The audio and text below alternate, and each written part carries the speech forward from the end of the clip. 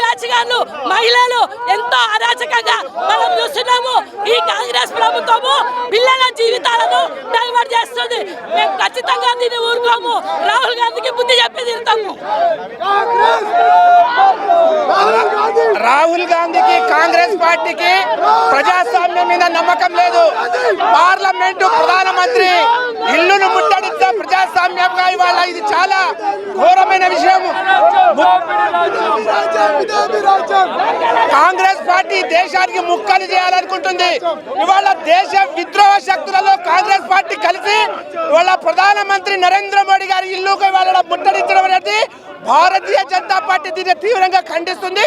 ఇప్పటికైనా కాంగ్రెస్ పార్టీ ప్రజా సమస్యల మీద పార్లమెంట్ లో మాట్లాడాలి.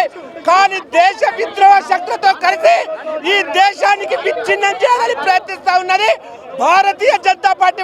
కాంగ్రెస్ పార్టీ దేశవ్యాప్తంగా ఇవాళ ముట్టడి చేస్తా ఉన్నాము. ఇప్పటికైనా కాంగ్రెస్ పార్టీ సమస్యల మీద ధర్నా చేయాలి, శాంతియుతంగా చేయాలని సాక్షాత్తు భారత ప్రధాని నరేంద్ర మోడీ గారి ఇవాళ ఇంటికి ముట్టడించడం ఏదైతే ఉందో ఇది భారతీయ జనతా పార్టీ తీవ్రంగా ఖండిస్తుంది. ఇలాంటి శక్తులకు ఇవాళ ఈ దేశంలో ఇవాళ స్థానము లేదని భారతీయ జనతా పార్టీ వాళ్ళ తెలియజేస్తా ఉన్నది.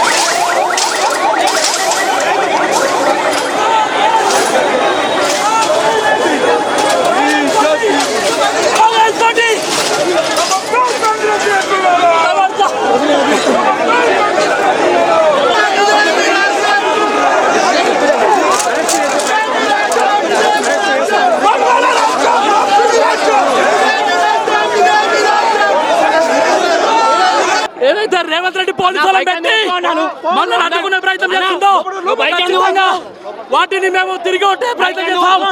రామచంద్రని అక్రమంగా అడ్డుకునే ప్రయత్నం చేసిండు, అక్రమంగా అరెస్ట్ చేసే ప్రయత్నం చేసిండు. గాంధీ దొంగ రాజకీయాలు చేస్తూ నీట్ ఎగ్జామ్ని అడ్డం పెట్టుకొని బీజేపీని విచ్ఛిన్నం చేసేటువంటి ప్రయత్నం చేస్తూ ఉన్నాడు.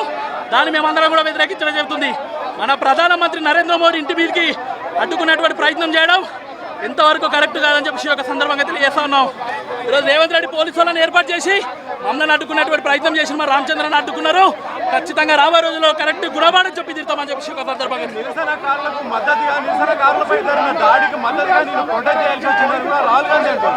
ఏదైతే నరేంద్ర మోడీ స్థాయిలో ఉన్న ప్రధాని స్థాయిలో ఉన్నటువంటి వ్యక్తి బయటికి వచ్చి నిందితులకు అందరూ శిక్ష చేస్తామని చెప్పేసి చెప్పినటువంటి మొట్టమొదటి ప్రధాని నరేంద్ర మోడీ గారు మాత్రమే. ఆ మాటకు విలువ లేకుండా ఈరోజు రాహుల్ గాంధీ అడ్డమైనట్టు రాజకీయాలు 317 ప్రతిపాదిస్తామంటారా? భారత్ మాతకు భారత్ తండ్రి ఎవరు అంటారా? అదేవిధంగా ఇస్లామిక్ దేశాలను పొగుడతారా? ఇవన్నిటిని కూడా అడ్డుకట్ట తీస్తున్నాం మేము.